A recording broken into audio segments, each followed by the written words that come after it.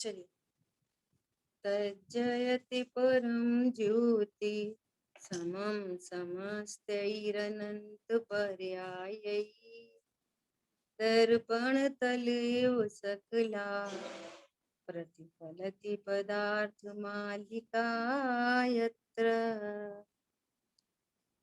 उषा सिद्धि उपाय ग्रंथ और 22 परिचय की चर्चा होने के बाद अपन गाथा नंबर श्लोक नंबर 209 पर अपनी चर्चा शुरू हो गई थी, राइट?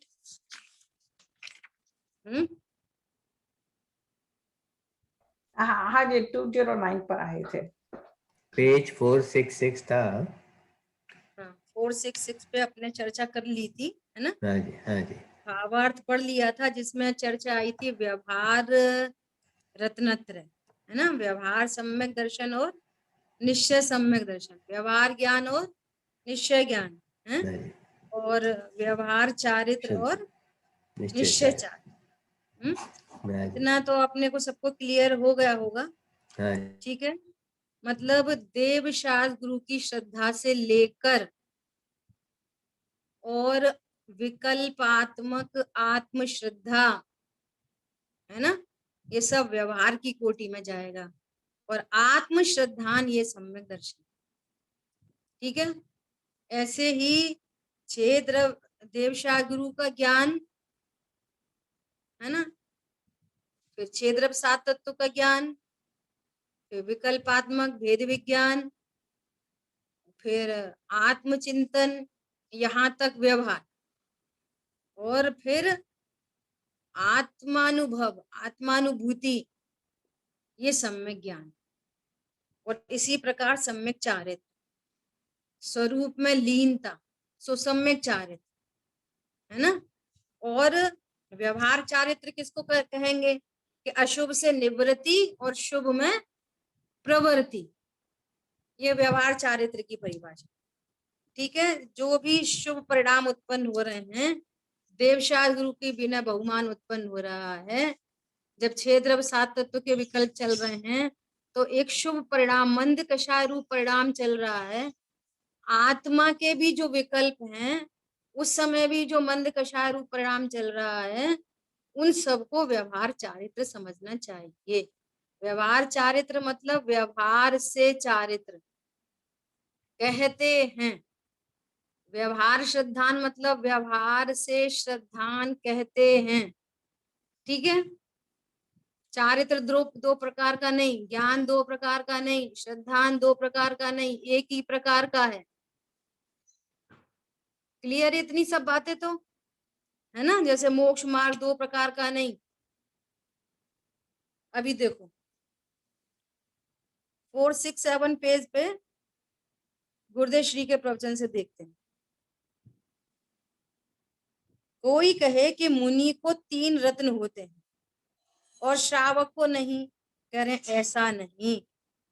सम्यक दर्शन ज्ञान और सम्यक चारित्र आंशिक, परंतु उन्हें 3 रत्न कहा। नियम सार में 5वें गुणस्थान में 3 रत्न कहा, और चौथे गुणस्थान जगन्य पात्र, मध्यम पात्र, है ना, ये सब रत्नत्र के आराधक हैं। और चौथे गुणस्थान में इस अपेक्षा से रत्नत्रय गिनने में आया। चौथे गुणस्थान में भी क्या है? रत्नत्रय प्रकट हुए। और सीधी सीधी बात है कि जहाँ ज्ञान सम्यक होता है वहाँ श्रद्धान भी सम्यक होता है, और वहां पर चारित्र भी सम्यक होता है, भले वो अंश रूप में हो। देखो इस चारित्र की कितनी व्याख्या है? कि करणान योग के एंगल से यदि हम चारित्र को देखेंगे तो चौथे गुणस्थान में मात्र अनंतानुबंधी का अभाव हुआ है, और अप्रत्यखान प्रत्यखान संजुलन 3 कषाय मौजूद हैं। तो करणान योग क्या कहेगा? यहाँ 3 कषाय चौकड़ी का सद्भाव है, 1 कषाय मात्र का अभाव हुआ है, तो आंशिक शुद्धता प्रकट हुई चारित्र में, ठीक है? चरणान योग के एंगल से देखेंगे तो चरणान योग में कहेंगे कि ये बाहर में तो अविरति है, क्या कहा? बाहर में तो क्या है, ये अविरति है, यहाँ तो असंयम है। पॉइंट समझ में आ रहा? आवाज आ रही हाँ जी, सभी को? हाँ जी, हाँ दीदी। है ना? चरणानियों के एंगल से कहेंगे अविरति, असंयमी। ठीक है। हम्म, और यदि अपन समय सारजी की भाषा देखेंगे, समय सारजी के एंगल से बात करेंगे, तो समय सारजी में क्या कहा? बोलो। कि जहां अनंतानुबंधी राग गया वहां सब गया। हाँ जी, बोलो क्या थोड़ा बोल रहे हैं? शेष शून्य वो बचा है। हाँ, शून्य तो नहीं कहेंगे, हाँ, शून्य के बराबर है। हाँ, अल्प राग है बस। कैसा अल्प राग है? कह रहे हैं कि ज्ञानी भोगते हुए भी अबंधक है। हाँ जी, दादा बहुत अच्छी व्याख्या करते हैं कि अबंधक कह रहे हैं, तो वो किसको अबंधक कह रहे हैं? कि किसको? कि वहां मिथ्यात्व और अनंतानुबंधी का बंध नहीं होता ना, हाँ, तो जो मूल संसार का हेतु है तो उतना अबंधक है। और जो प्रत्याख्यान संबंधी राग है तो उसका बंध है। लेकिन अबंधक में ऐसा नहीं समझना, अरे जो परिणाम नहीं है उसका अबंधक है। तो समय सार जी कह रहा है कि अनंतानुबंधी गई, मिथ्या तो गया, मानो सब गया। हाँ जी, ये तो है ना, जड़ से कटा हुआ वृक्ष है, अल्पकाल में सूख जाएगा। ये स्विच ऑफ करने के बाद चलता हुआ पंखा है जो रुक रहा है, ऐसा एंगल है। अब बोलो इसी चारित्र की व्याख्या कितनी किस किस एंगल से की जाएगी? चौथे गुण स्थान का चारित्र, ये बहुत समझने की बात है। चौथे गुण स्थान के चारित्र को क्या कह रहे हैं? सम्यक्त्वाचरण चारित्र। हरी बात समझ में? और पंचम गुण स्थान वर्ती को बोलेंगे कि ये देश संयमी हुआ है। मुनिराज को कहेंगे कि ये महाव्रती हुए। तो चौथे गुण स्थान में भी वहां चारित्र का अंश विराजमान है। अब ये चारित्र का अंश, ये सम्यक दर्शन, ये सम्यक ज्ञान, यहाँ पे अपना क्या विषय क्या चल रहा है? कि मोक्षाभिलाषी को निरंतर रत्नत्र का सेवन करना चाहिए। रत्नत्र का सेवन करना चाहिए अर्थात मैं शुद्धात्मा हूं ऐसा सेवन करना चाहिए। हरी बात समझ में? तो इस तरह की चर्चा है।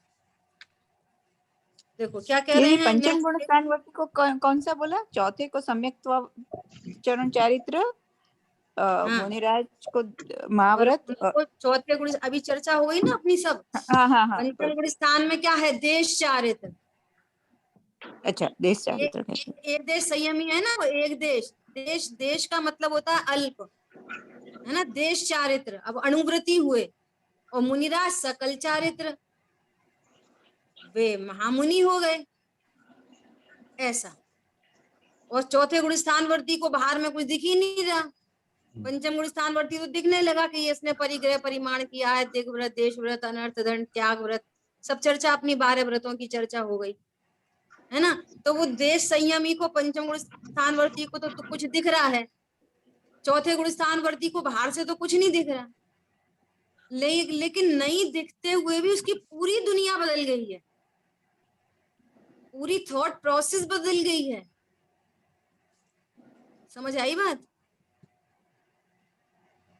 हाँ जी बोलो। दीदी। 40 हाँ जी, 43 नंबर श्लोक में समय सार जी में आचार्य देव क्या कह रहे हैं? 44 में, 44 श्लोक में कह रहे हैं कि इस अनादिकालीन महा अविवेक के नाटक में, क्या बोल रहे हैं? अनादिकालीन क्या चल रहा है? महा अविवेक, अविवेक भी महा, महा अविवेक के नाटक में एक वर्णादिमान पुद्गल ही नाचता।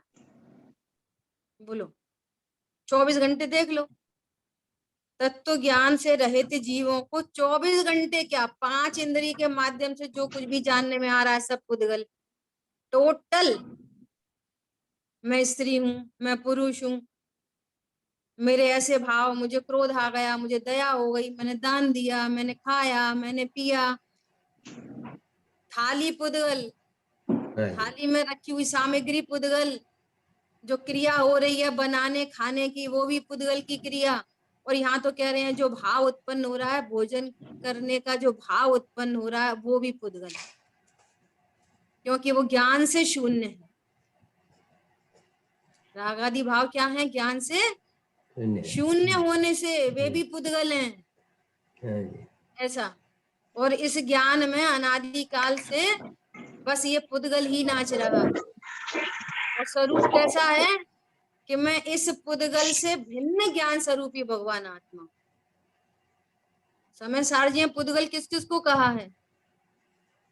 संयोग तो पुद्गल है ही, शरीर पुद्गल, कर्म पुद्गल, और राग आदि भाव को भी ज्ञान से शून्य होने के कारण अजीब के खाते में डाला। हाँ जी, हाँ जी, और इन सब से भिन्न में ज्ञान स्वरूपी भगवान आत्मा,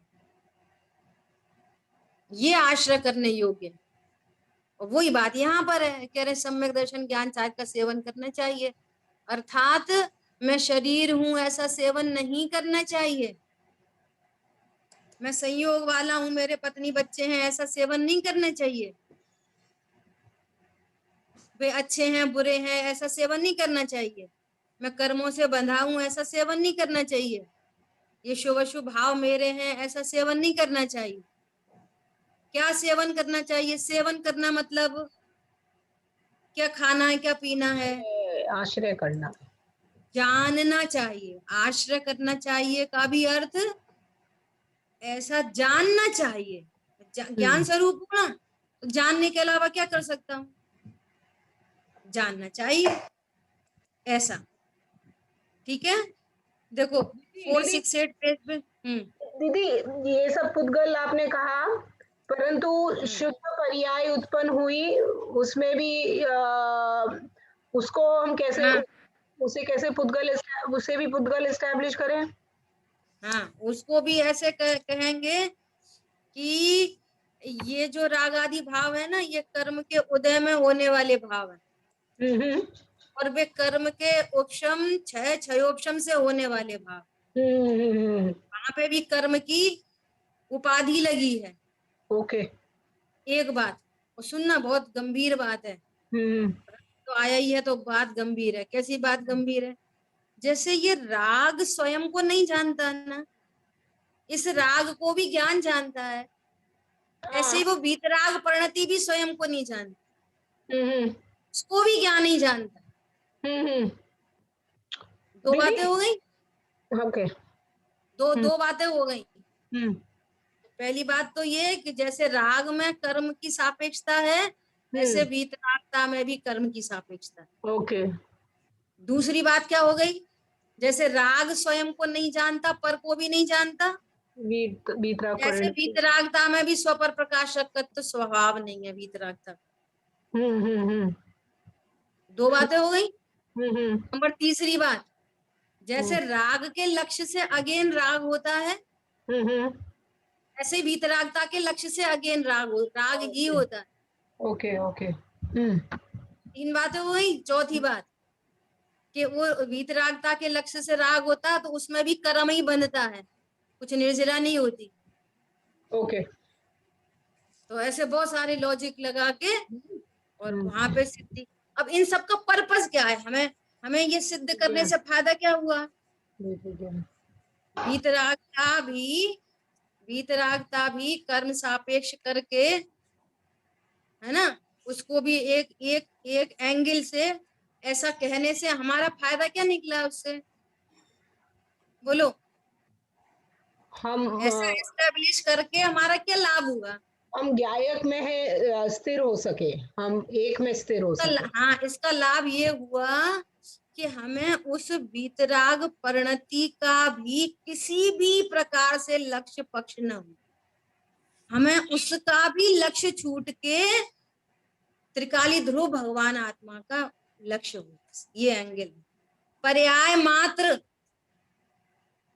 एनी पर्याय। कल परसों बात आई थी ना कि बच्चा पढ़ाई करे नहीं तो उसके दोनों परिणाम बेकार के हैं। क्या? कि मैं फेल नहीं हो जाऊं, मेरे नंबर अच्छे मैं तो ऐसी भावना करता हूँ मेरे नंबर अच्छे आ जाए, ऐसी तत्व ज्ञान के अभाव में हमारे तो राग मिट जाए और हमारे को सम्यक दर्शन हो जाए, वीतरागता हो।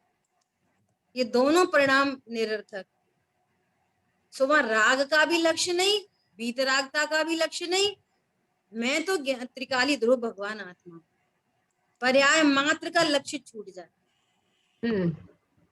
दीदी आ गई बात? बहुत बढ़िया दीदी। देखो इसमें एक बात और है कि आप sorry. ऐसे डायरेक्ट बोलो, क्या बोलो, अरे वो वीतरागता भी पुद्गल है, तो ये सब ऐसे कहने की बातें नहीं है। समझ में आ रही है बात? उसका एंगल क्या है वो समझ के उसका लक्ष्य चुनना।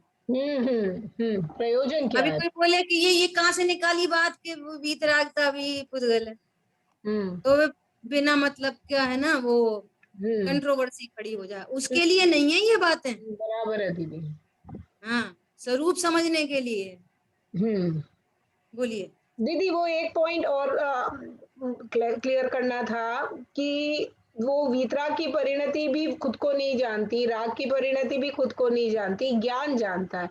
तो ये जो ज्ञान है, इस ज्ञान को पर्याय से नहीं लेना है, इसको ज्ञायक से लेना है, किस तरह से ही? हाँ, तो इनको भी ज्ञान जानता है ना, ज्ञान जानने वाला है, तो ज्ञान से फिर जहां ज्ञान है वहां ज्ञायक है। ओके। तो अप्रोच तो ज्ञायक की है, ज्ञान पे नहीं रहना। हाँ ओके। तो कल परसों भी शायद अपनी क्लास में दोपहर में तो चल ही रही है द्रव्य संग्रह जी में, आत्मा को कर्ता कह रहे, आत्मा कर्ता है, ठीक है। तो किसका करता है, तो कह रहे हैं पर द्रव्य का तो करता है ही नहीं किसी कीमत पे, संयोग शरीर कर्म। यदि कर्ता कहें तो अशुद्ध निश्चय ऐसे तो कहेंगे कि अपने राग आदि भाव का करता है, और शुद्ध निश्चय ऐसे कहेंगे कि अपने शुद्ध परिणामों का करता है। अभी सुनना बहुत ध्यान से। तो ये कौन करता है, अशुद्ध पर्यायों का कर्ता कौन है? जीव। जीव मतलब त्रिकाली ध्रुव नहीं, जीव मतलब यहाँ अज्ञान, जहाँ अज्ञान है वहां राग द्वेष, ज्ञान विधाता है इनका, तो वो ज्ञान को कर्ता कहा जा रहा है, त्रिकाली ध्रुव को कर्ता नहीं कहा जा रहा। और जब ये कहा जा रहा है कि अपने शुद्ध पर्यायों का करता है, तो वो ज्ञान करता है शुद्ध पर्यायों का। कैसे? जो ज्ञान जानता है कि मैं त्रिकाली ध्रुव हूँ, तो वो सम्यक ज्ञान करता है किसका? वीतरागता। तो इनका इन दो पर्यायों का कर्ता भी कौन कहेंगे? ज्ञान को। ज्ञान करता है, और मैं तो परम अकर्ता हूँ। ओके। न मैं परद्रव्य का करता, न मैं राग द्वेष का करता, न मैं वीतरागता का करता, मैं तो चित परम अकर्ता नहीं।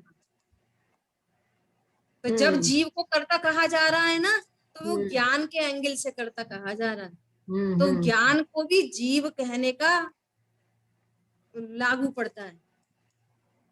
समझ आ रही बात? जब कहेंगे जीव राग आदि का करता है, मतलब कौन सा जीव? त्रिकाली ध्रुव? नहीं, वो ज्ञान के एंगल से बात चल रही है। रत्नत्रय का कर्ता कौन है? भेद ज्ञान। ओके। ज्ञान है, सम्यक ज्ञान। और अब फिर लॉजिक लगते हैं इसमें, क्या?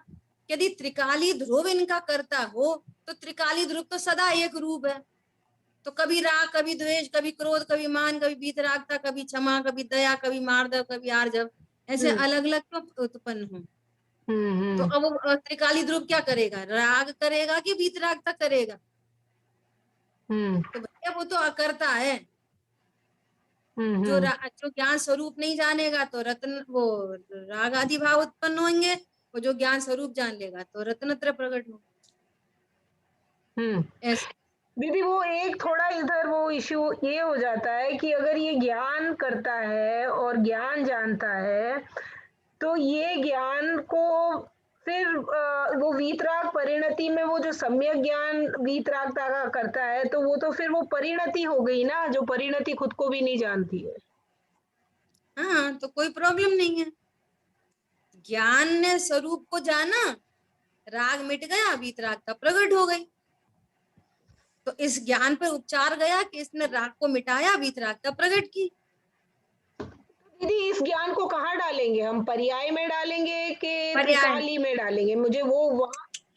देखो देखो सब लोग ध्यान से सुनो। हाँ त्रिकाली ध्रुव भगवान हाँ आत्मा, अनंत गुणमयी अभेद सत्ता, ठीक है। और उपयोग लक्षण, इसकी पहचान का चिन्ह। ये सब जीवों, इतनी चीज सब जीवों में, त्रिकाली ध्रुव भगवान आत्मा, उपयोग लक्षण, चिन्ह, पहचान का चिन्ह, सदा प्रगट, उद्योतमान, अचल, नित्य। ये उपयोग लक्षण भी नित्य है। ये सहज जानना है, सहज जानना ओनली। अब ये जो संगी पंचेंद्री बना जो ज्ञान है, ये ज्ञान है, अज्ञानता का कर्ता ये ज्ञान है, छायोपशमिक ज्ञान। ओके समझ आ रही बात? ये विशेष पर्याय, ये सहज जानना सामान्य पर्याय, और ये छायोपशमिक ज्ञान है, ये विशेष पर्याय। अज्ञानता भी इस विशेष पर्याय में होती है, जानन स्वभाव में नहीं।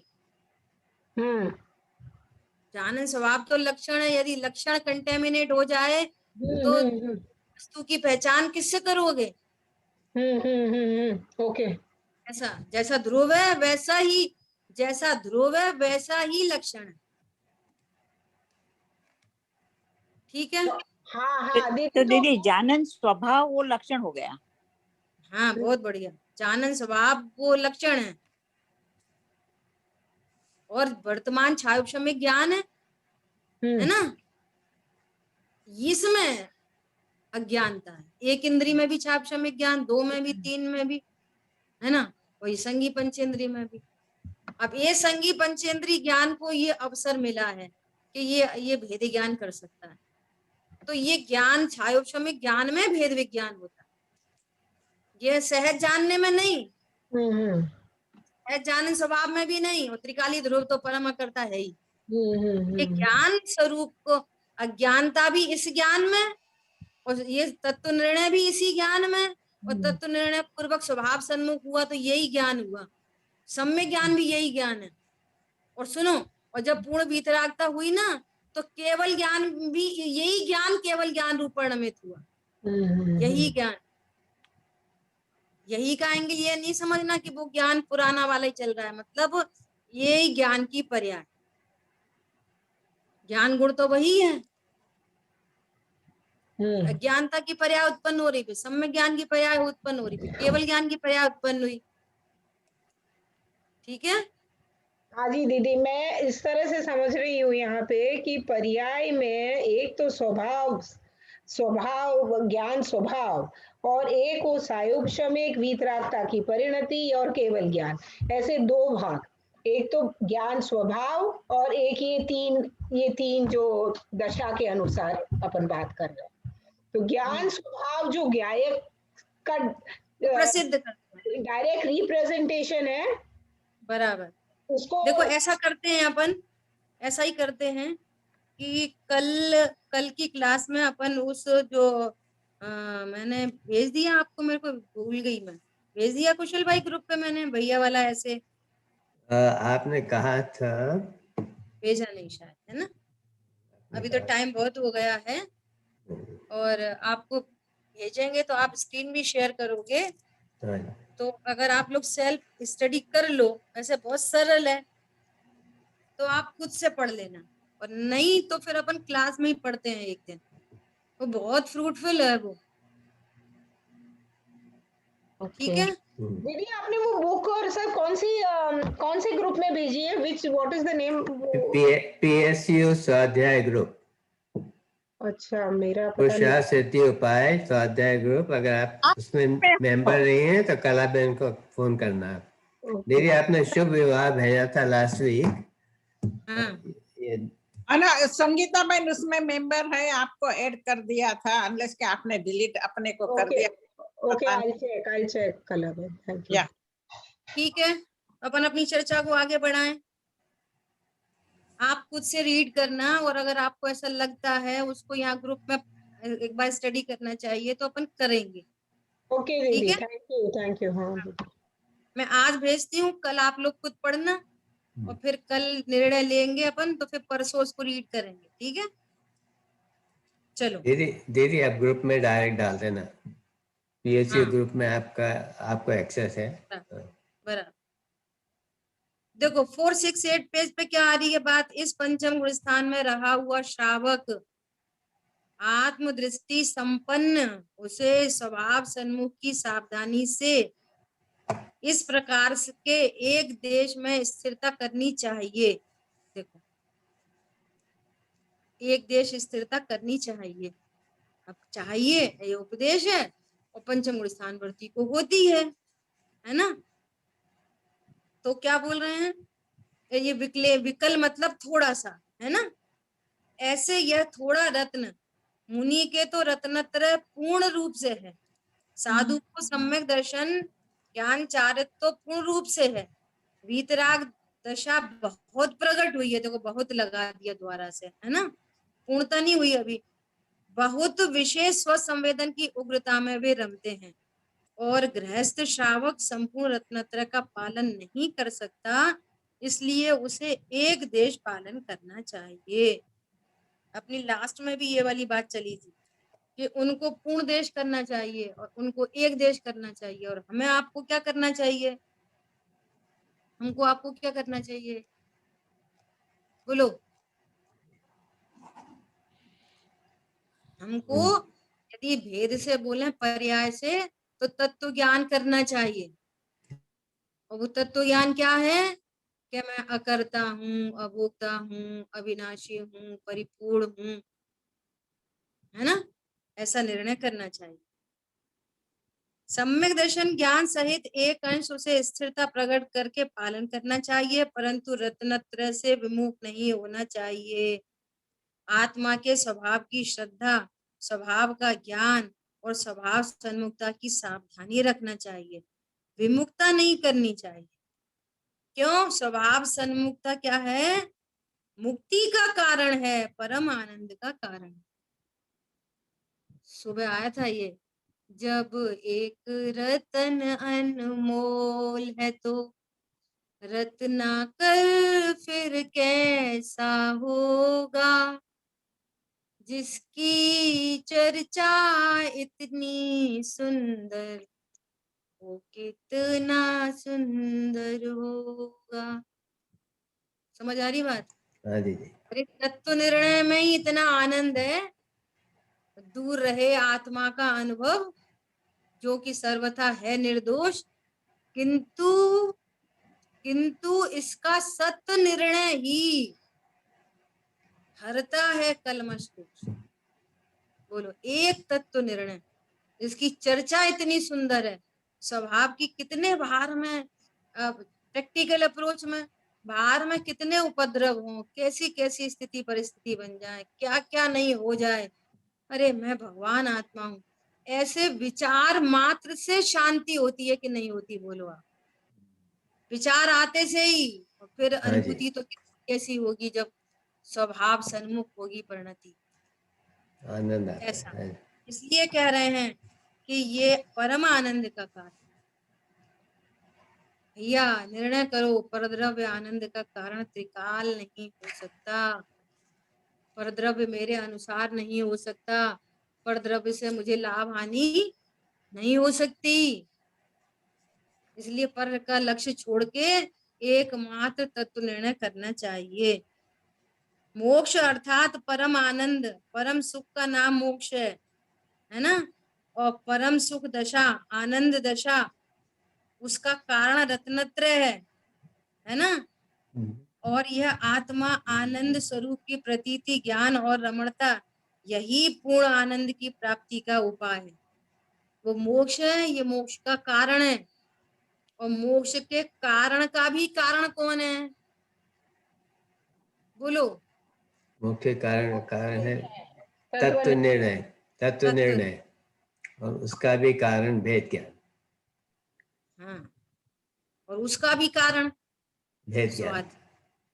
स्वाध्याय करना चाहिए, है ना। जब 6 द्रव्य 7 तत्व का भली प्रकार से स्वरूप समझा जाएगा तो भेद ज्ञान होगा, भेद विज्ञान और तत्व निर्णय वो वास्तव में दो अलग अलग चीज नहीं, वो विकल्पात्मक कह लो और पूर्व की भूमिका कह लो, है ना। भेद ज्ञान के अपन ने 3 परिभाषा चर्चा में की है। क्या? भेद विज्ञान मतलब रहस्य का विशेष ज्ञान, भेद विज्ञान मतलब वस्तु स्वरूप का ज्ञान, और भेद विज्ञान मतलब जिस रहस्य ज्ञान में मैं ज्ञायक हूं ऐसा ग्रहण हो, ज्ञान।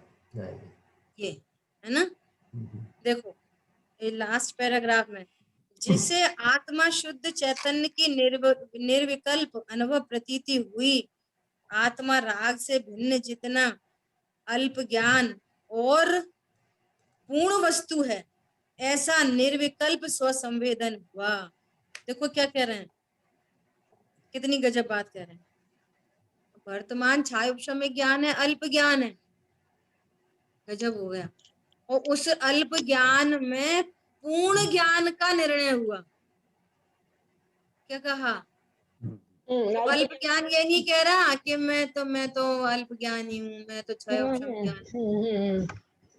इसका नाम है कि वो छाया उपशम्य ज्ञान निर्णय करता है, तो वो ही ज्ञान सम्यक ज्ञान, ऐसा है ना। क्या बोल रहे हैं? उसका अल्प ज्ञान हो वो सम्यक ज्ञान है। उस अल्प ज्ञान में मैं परिपूर्ण हूँ, पूर्ण वस्तु हूँ, ऐसा निर्णय अनुभव हुआ है। थोड़ा ज्ञान हो, अधिक न हो, तो भी यह ज्ञान सम्यक ज्ञान कहने में आता है ना। उत्तुस्मास भिन्नम में काम बन गया। ठीक है। हाँ जी। देखो यहाँ पे गुरुदेव श्री ने मोक्षणा प्रकाशक जी को भी याद किया है। क्या याद किया है? निज स्वरूप की श्रद्धा अर्थात स्वानुभवन होना वह निश्चय सम्यक दर्शन है। आत्मा की अंतर्मुख होकर अनुभव में प्रतीति करना वो निश्चय सम्यक दर्शन है। और साथ में 7 तत्वों की विकल्प रूप श्रद्धा वो व्यवहार सम्यक दर्शन है। वो साथ में ही होती है। और देखो क्या कह रहे हैं, रहस्यपूर्ण चिट्ठी को याद कर रहे हैं। क्या कह रहे हैं? व्यवहार सम्यक दर्शन में निश्चय सम्यक दर्शन गर्भित गमन रूप होता है।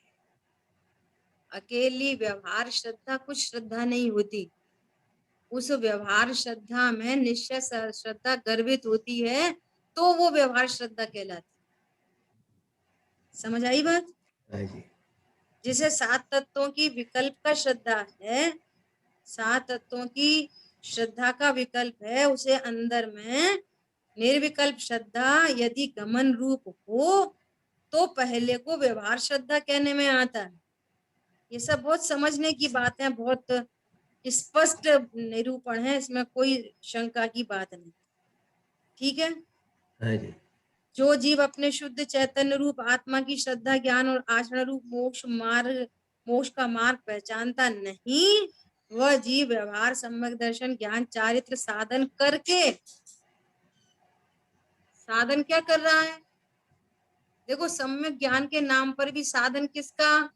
कि बहुत स्वाध्याय करें। तो व्यवहार होगा कि नहीं? व्यवहार सम्यक ज्ञान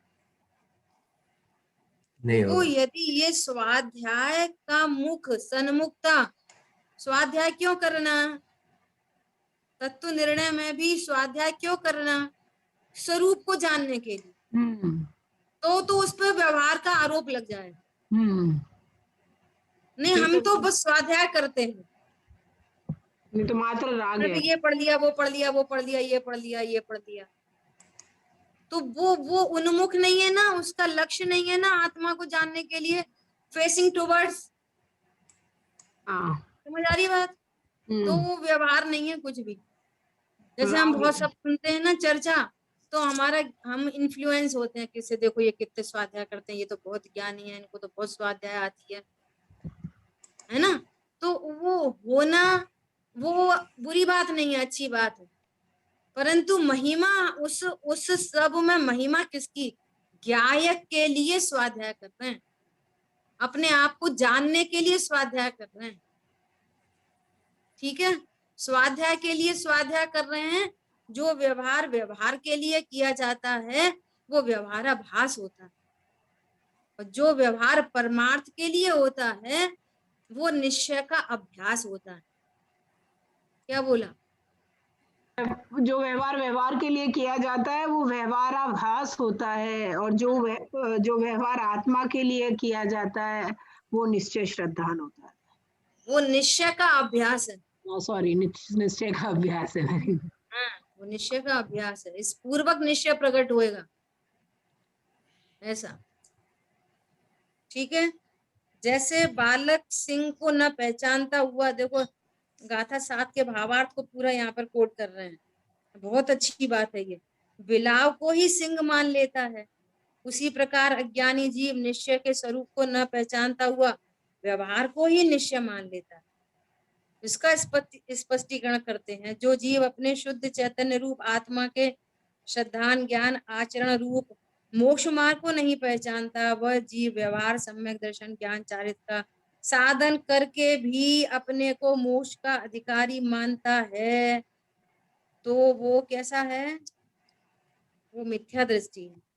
अनंत देव निर्ग्रंथ गुरु दया धर्म का श्रद्धान करके अपने आप को सम्यक दृष्टि मानता है, और किंचित जिनवाणी को जानकर अपने को ज्ञानी मानता है, महाव्रतादि क्रिया का साधन करके अपने को चारित्रवान मानता है।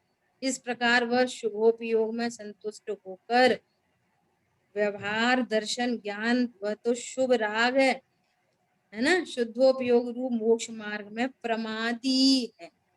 इन टोटल क्या बात हो गई? इसका उत्साह कहाँ पे जा रहा है? उन्हीं में जा रहा है। उधर से दिख रहा है कितना उछलता हुआ पौरुष है, ये कितना स्वाध्याय में आते हैं, कितनी पूजा, कितनी विनय, कितनी बहुमान, कितनी भक्ति, कितनी तीर्थ यात्रा, कितना दान। यहाँ पे कह रहे हैं वो प्रमादी है।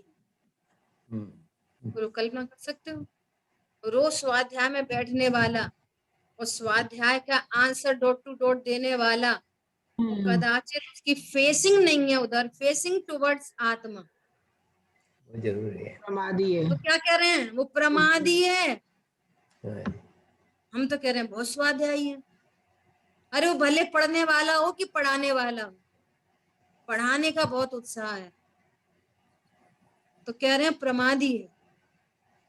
अब इन जनरल तो सब तारीफ ही करते हैं ना, जैसे वो आए तो कह रहे नहीं आप बहुत अच्छा काम कर रहे हो, बहुत अच्छा कर रहे हो, अच्छा कर रहे हो। सब तो तारीफ करेंगे बाहर से तो, लेकिन उसका इंटरनल तो कौन जाने। वो सिर्फ पढ़ाने का ही उत्साह ही है, तो समझना मरण का कारण है ये। अल्पकाल में मरण होके कहीं पता नहीं कहाँ जाने वाला है। इतनी खतरनाक बात है ये। इसलिए पूरा स्वाध्याय, पूरी जिनवाणी स्वभाव की सन्मुखता के लिए समर्पित है। यदि वो, जैसे गुरुदेव श्री कहते हैं कि एक बिना की शून्य है बहुत सारी, लगा लो बहुत सारे शून्य, एक नहीं है आगे बोलो, तो उसका क्या अर्थ है? आप हमको 4 डिजिट का चेक दे दो, 10000, कितने हो गए? 1000। अरे 1000 डिजिट बोले, अच्छा चलो 4000, 1000, ठीक है। हम आपको 5 डिजिट का दे रहे, ज्यादा देंगे कि कम देंगे? दीदी जीरो कितने लगा रहे हैं, डिजिट कितने? हाँ, नहीं जीरो कितने लगा रहे, नहीं अंक कितने हैं, अंक बताओ। यदि इन 5 डिजिट में कहीं भी एक अंक भी है ना, तो उसकी कोई वैल्यू है। भले ही सबसे लास्ट वाले पे 1 लिखा हो, तो एक कम से कम एक तो है। 1 रुपया सबसे इधर लगा हो तो वो 10,000 हो गए, बीच में कहीं लगा हो तो 100 हो गए, 1000 हो गए। एक के बिना तो सब शून्य। ऐसे यहाँ पर एक त्रिकाली ध्रुव के बिना ओहो सब शून्य है, सब शून्य, एकदम मूड है, मूड जो खुद है नहीं, बस वर्णादिमान पुद्गल पर मरता है। जरा जरा सी चीजों में, जरा जरा सी बात में। उफ, कौन हो भैया तुम, कौन हो, तुम्हारा क्या स्वरूप है, किस स्वरूप के आश्रय से, किसके आश्रय से सुखी हो सकते। इसलिए सारी देखो, वो विकल्प उत्पन्न हो बड़ी गलती नहीं है, किसी को डांटने का, किसी को समझाने का, किसी को रोक टोक का, कुछ खरीदने का, कुछ बेचने का, कुछ खाने का, कुछ पीने का, एनीथिंग, वो ज्यादा बड़ी दिक्कत नहीं है। पर आपका ज्ञान वहां झुकता है, ये जरूरी लगता है, इससे कुछ फायदा होगा, कुछ नुकसान हो जाएगा, ये समझ लो, ये बहुत बड़ा अज्ञान है, यही महाअविवेक है। बस है कौन और समझता है क्या? समझ आ गई बात? हाँ जी दीदी, बहुत बढ़िया। इस तरह से अपनी ये गाथा, थोड़ा सा और इसमें कोई खास चीज होगी तो अपन चर्चा करेंगे। ठीक है। हाँ। जिनवाणी के ज्ञान से सूझे लोकालोक, सो वाणी मस्तक नहूं सदा देत हूँ लोक। बोलिए द्वाशांगमयी जिनवाणी माता की जय। जय हो। जय हो। जय जय जिनेंद्र। जिनेंद्र। जय हो। जय जिनेंद्र।